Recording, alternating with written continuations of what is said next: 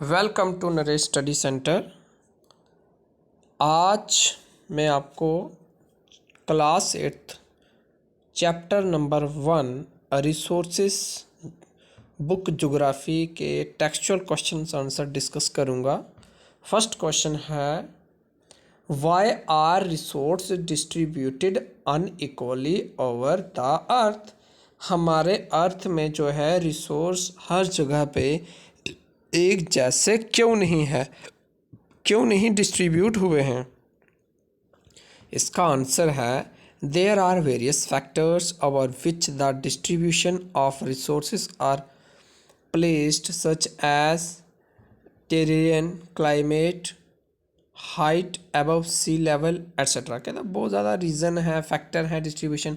जैसे मान लो कहीं बहुत ज़्यादा कुछ ऐसे रिसोर्स हैं जहाँ पे जंगल बहुत ज़्यादा है, वहाँ पे कुछ रिसोर्स हैं, जहाँ पे पहाड़ है वहाँ पे कुछ रिसोर्स हैं, जहाँ पे कैसा क्लाइमेट है उसी हिसाब से वहाँ पे रिसोर्स पाए जाते हैं। Above the sea level these factor vary in the different part of the world. क्योंकि आपको पता वर्ल्ड में डिफरेंट पार्ट है। देखो कहीं पे पूरे साल बर्फ़ पड़ती है, कहीं पे इतनी ज़्यादा गर्मी पड़ती है, कहीं पे रेगिस्तान है, कहीं पे पहाड़ है। तो इसके हिसाब से बेटा रिसोर्स जो है अनइक्वली है, कहीं पे भी कुछ बराबर रिसोर्स नहीं है। That's why resource not distributed equally over the अर्थ, इसीलिए इक्वली डिस्ट्रीब्यूट नहीं है। सेकंड क्वेश्चन है, what is resource conservation. Resource conservation क्या होता है कि जैसे आपको पता है रिसोर्स कंजर्वेशन क्या है कि हमें रिसोर्स को बचा के रखना है। कैसे?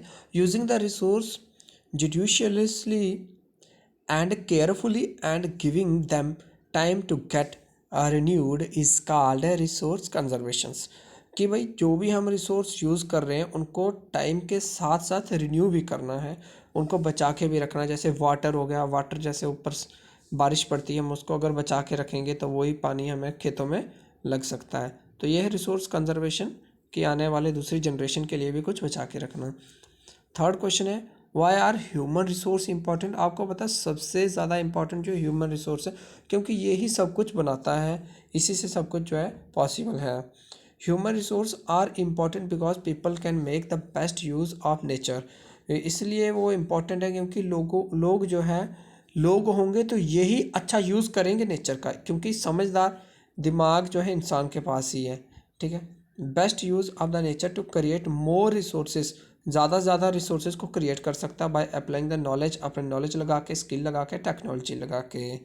फोर्थ क्वेश्चन है, what is sustainable development. Sustainable development भी हो गया कि हमें रिसोर्स को जो है बचा के रखना है। आंसर है, balancing the need to use resources and also conserve them for the future is called sustainable development. की फ्यूचर जनरेशन के लिए कुछ बचा के रखना उसको सस्टेनेबल डेवलपमेंट कहा जाता है। In other words carefully utilising, हम कोई भी चीज़ अगर यूज़ कर रहे हैं इस समय तो हमें उसको ध्यान से करना है, लापरवाही से नहीं करना कि वो ऐसे वेस्ट होता रहे, ऐसे बेकार होता जाए। तो क्यों उसको करना है, उसको हमें केयरफुली यूटिलाइजिंग करना है resource, utilising resources so that besides meeting the present requirement, ताकि वो इस समय की रिक्वायरमेंट को भी पूरा करे। It also take care of need of the future generation के लिए, नीड के लिए भी हमें ध्यान रखना है। Is what is known as sustainable development, यही सस्टेनेबल डेवलपमेंट है। ये क्वेश्चन आंसर आपने ध्यान से अपने नोटबुक पे राइट डाउन करने हैं और वहाँ से लिखने हैं बेटा। Thank you.